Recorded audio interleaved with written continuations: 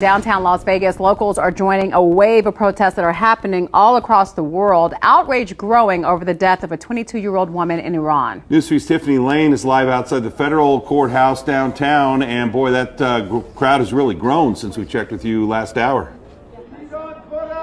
Yes, we still have protesters trickling in here. They're holding pictures of Mahsa Amini. She is the 22-year-old who you mentioned earlier.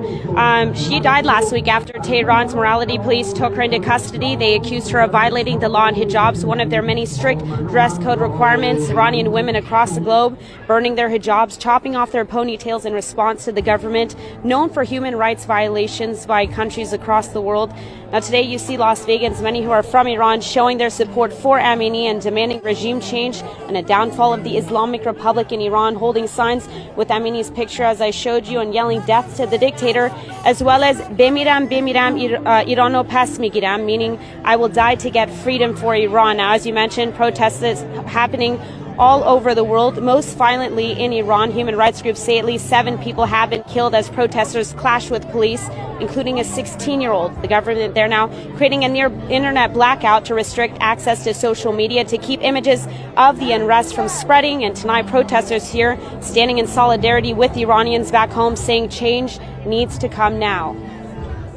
Other countries need to stop working with our governments, and as long as other countries like America, as long as they support Iran and if they keep working with us, the same thing will happen again and again, like all the time. But the only way is right now our people are fighting with bare hands in the streets, and the police, everyone is killing our people right now.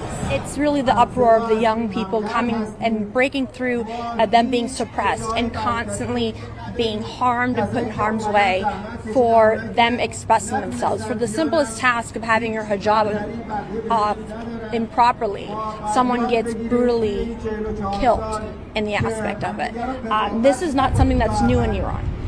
The people of Iran have been trying to fight their way to freedom for the last 40 years since the revolution, and it has constantly been a fight.